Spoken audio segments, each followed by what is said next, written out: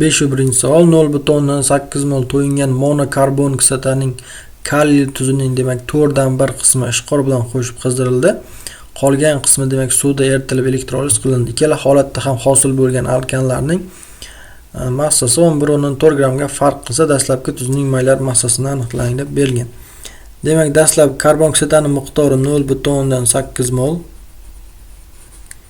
0,8 mol demak jami 4 qismidan 1 qismi ishqor bilan qolgan 3 qismi esa elektroliz qilindi. Miqdorini topib oladigan bo'lsak, ishqor bilan 0,2 mol kirishgan bo'ladi. Elektroliz bo'lgan miqdori 0,6 mol. Demak, bir qismi ishqor bilan ketgan, qolgan 3 qismi esa elektrolizga uchragan bo'ladi. Demak, monokarbon kislotani hop radikal SO kaliy ko'rinishda yozib olamiz. Hop, bunga qo'shamiz birinchi ishqorimiz bo'ladigan bo'lsa, demak, kaliy gidroksid bo'ladi va natijada hosil bo'ladi. Mana bu yerda kaliy karbonat bo'lib chiqib ketadi. Ya'ni bunday holatda demak bizada alkan, ya'ni RH ko'rinishidagi alkan hamda kaliy karbonat tuzi hosil bo'ladi. Demak, ishqor bilan kirishgan karbon kislotaning miqdori 0,2 mol. Uni mol 0,2 bo'ladigan bo'lsa, alkanning miqdori 0,2 mol hosil bo'ladi. Qolgan 3 qismini elektroliz qilishimiz kerak bo'ladi. Demak, karbon kislotamiz SO kaliy. Demak, birinchi elektroliz bo'lishdan oldin mexanizmini aytib o'tadigan bo'lsam, ionlarga ajralib bo'ladi, ya'ni SO minus, ya'ni anioni bilan kaliy katyoniga ajraladi. Suv kuchsiz elektroliz bo'lsa ham bu ham ma'lum bir miqdorda ionlarga ajraladi. Vodorod ioni bilan OH ioniga ajraladi. Endi taqqoslanadi. Qaysi biri demak faollik bo'yicha kuchsiz bo'ladigan bo'lsa, o'sha qaytariladi yoki oksidlanadi. Demak, vodorod ioni bilan kaliy ion taqqoslanadigan bo'lsak, vodorod ioni kaliyga qaraganda passivroq hisoblanadi.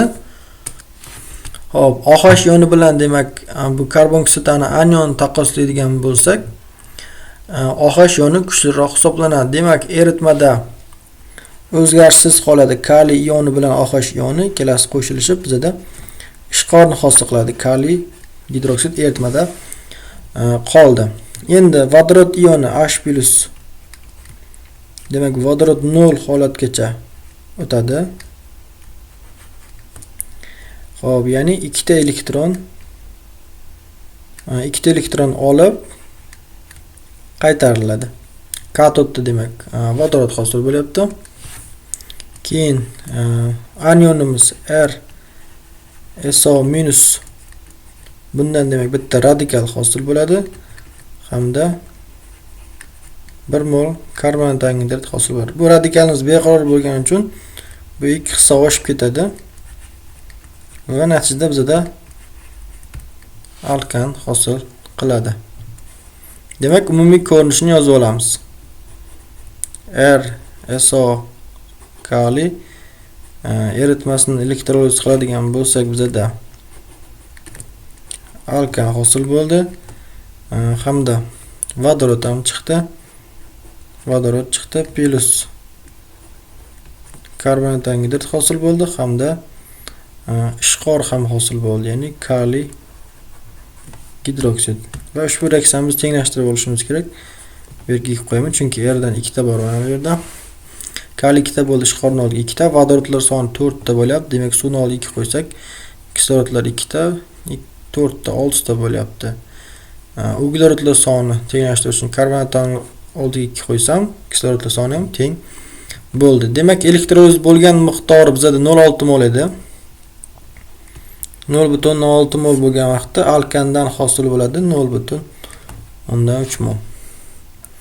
Ikkala holatda hosil bo'lgan alkanlarning massa farqi 11,4 deb berilgan. Demak, elektrolizdan hosil bo'lgan alkanning massasini ko'paytiraman. 0,3 ni ko'paytiraman. 2 ta R bo'lgani uchun 2R deyman. Xo'sh, 0,3 ko'paytirilgan 2R ayiraman. Birinchi reaksiyadan hosil bo'lgan alkandan massasi, demak mol 0,2, massasi esa R plus ya'ni radikal plus vodorod 1. Massa farqi 11,4. Shundan demak radikalning massasini topib olamiz. Demak radikalning massasi bizga kelib chiqadi 29. Bu demak C2H5, ya'ni bu etil radikalga to'g'ri keladi. Demak dastlabki tuzimiz bu C2H5SO kaliy bo'ladi. Buni demak molar massasi 112 gram taqsim to'g'ri javob.